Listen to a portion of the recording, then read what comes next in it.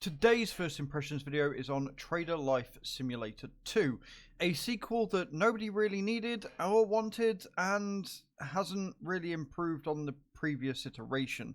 Or at least if it has, I can only imagine how bad the first Trader Life Simulator actually was. As always, we'll go through the options first, and then we'll jump into the game and I will say everything that I like and probably a lot more on what I dislike about this version of the game. Your options then, lacking. Very, very lacking in a number of key things. There are not enough audio options, in my opinion.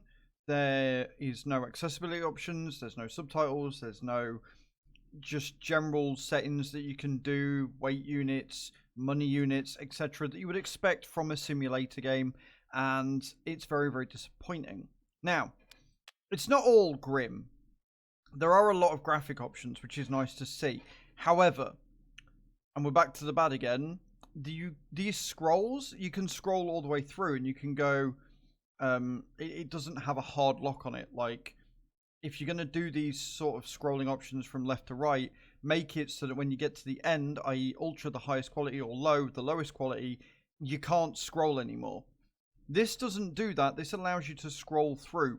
However, it is very poorly optimized to the point that if you do scroll through, it will do it, but it will do it very, very slowly because it can't hack it.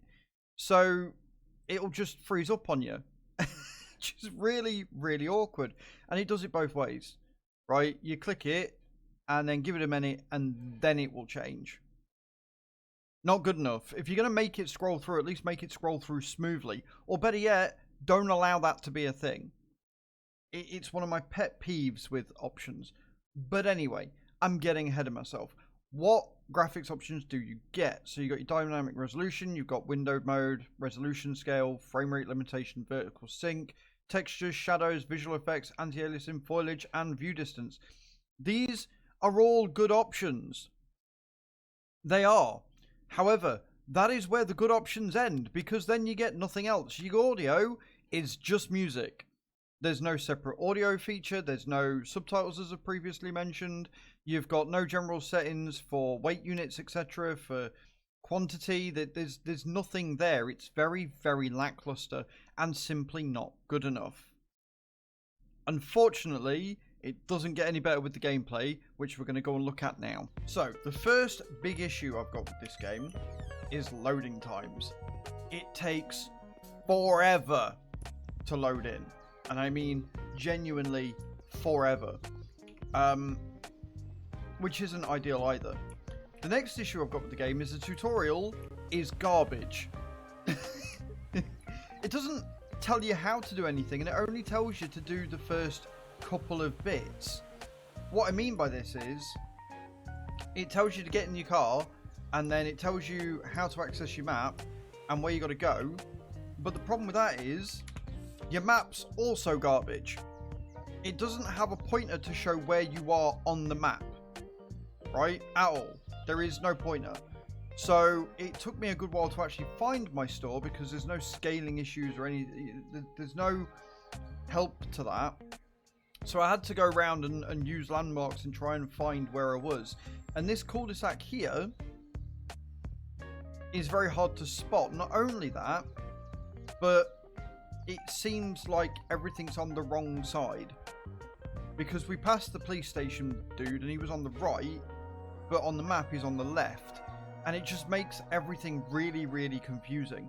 And even then, once you've kind of familiarized yourself with this map, it's still very easy to get lost because, or miss the things you're going for because it's such a small scale. The map is not very big at all. And so whilst it looks quite large here, and why they've got all this area down here that doesn't use anything yet, stuff here, and you've got this sort of legend down here, but it's just, I don't know, it's just not a very well designed map. On top of which, escape doesn't work. Escape doesn't work for anything other than the main menu. You have to physically use your mouse to close it. Not only that, but you've got a tablet as well, which I'll get to. Now, as with any of these games, when you've got to like move around and stuff and drive and do all the good stuff, driving is not ideal in the game. It's keyboard driven, which isn't great. But then you get to your shop, right, and it tells you to open the door, because otherwise, if your door's not open, you're not selling out. You're not open for business. And you've got crates on the floor, and you've got to basically put the shelf in, and then it tells you to press Q. This is the tutorial, and hit how to play, which is just a text-based tutorial. Why not just make us read from... Why? It's like they started a tutorial, they got bored, and then were just like, yeah, do this. Just read. That'll tell you what you need to do. That's fine. It's lazy, and it's insulting. If you're going to give me a tutorial to play through, make it playable. Let me learn how to play the game through playing, or just tell me to hit this to read. Don't sort of start a tutorial and then halfway through get bored and stop it. It's just infuriating.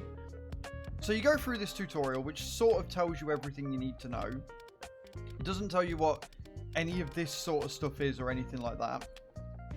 And again, you can't press Q to come out of it again. You can't press escape. You have to hit the power button.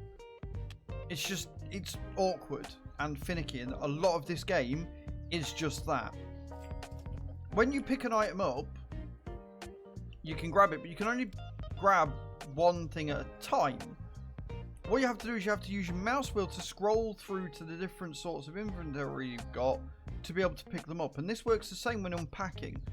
And as the tutorial explains, they've got to be on the shelf for them to be sold. And you can't just put the boxes on the shelf, because that won't work either. So it's just really finicky when you're trying to put things down and stuff, to have to move them about and do them one at a time. And each box only has 5 items in it, right? So you've got to empty a box of 5 items, put them on the shelf, empty another box of 5 items, but each time you're doing that, you're pressing F, scroll mouse wheel, F, scroll mouse wheel. It's just not intuitive, and it's time consuming for no good reason. There are more issues. So when you buy a piece of equipment, right, which you've got to go down to the equipment store for, which means driving in this god-awful vehicle that screeches left and right, doesn't handle very well because it's keyboard controls, tends to skid all over the place when you put a little bit of turning in, etc. Not to mention getting lost, which happens a lot because I'm bad at navigation and the map doesn't tell you anything. It's weird because the car has a roof rack on it, right? If I look here, you got a roof rack, and you're like, okay, so any equipment I buy must go on the roof rack. No, that's not how that works. All you do is you just pick it up, keep it in your inventory, and then just drive. It doesn't appear anywhere, which is different to every other simulator game that I've done, which has got like this sort of a mechanic where you've got to buy more equipment and stuff. You put it in the car. You either open the boot up or you put it on the roof rack and you tie it down. This doesn't do that. And I actually made it bug out earlier, and I'm going to show you. I'm going to try and create it if I can. Right, that's Java. Where I actually made it so the piece of equipment was on top of it was on top of the car, and that caused it to get stuck.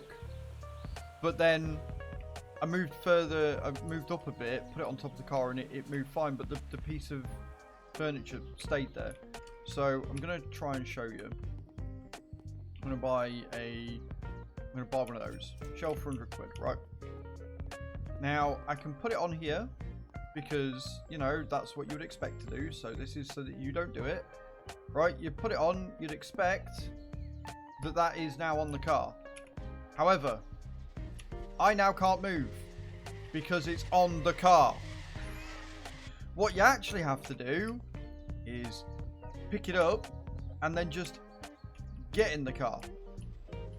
Like, why? Why have a roof rack on the car if it's not functional? Makes Literally no sense. It is so mind-bogglingly dumb. And it's just a prevalent theme throughout the entire sort of game, where you go through and things that you would expect to make logical sense don't make logical sense. And that's before we get onto the weird character models and how they look, right? So if we go in here and we look at him, I do not want to buy anything from this man. Like, they're not animated at all. They don't really do anything. They just stand there looking all creepy, and I don't like it.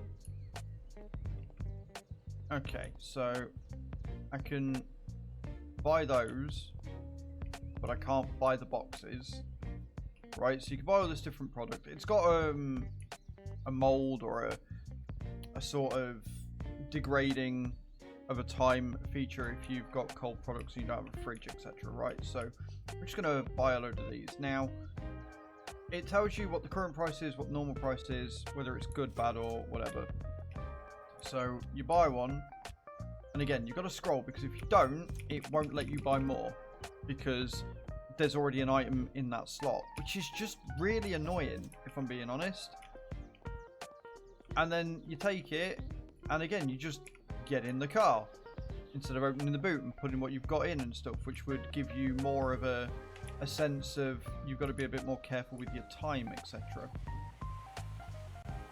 I feel that a game like this could be interesting and could be fun to play, but as it is, it's just frustrating.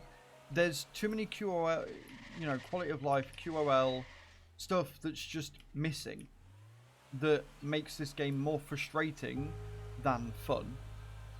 And until those are resolved, until those are patched in or whatever, and to be fair to them, I have seen that there are a few updates that have happened and since release and stuff, which is good to see, but there is a lot of work needed for this game, especially when you consider the price point of £15.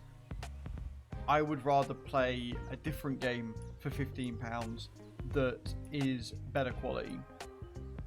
So there you go. This is Trader Life Simulator 2, which is on Steam now, like I say, for £15. I would personally avoid it at all costs, because it's not at a place that is good enough. Another thing that's really annoying is stopping the car to be able to get out of it. You can press your space button to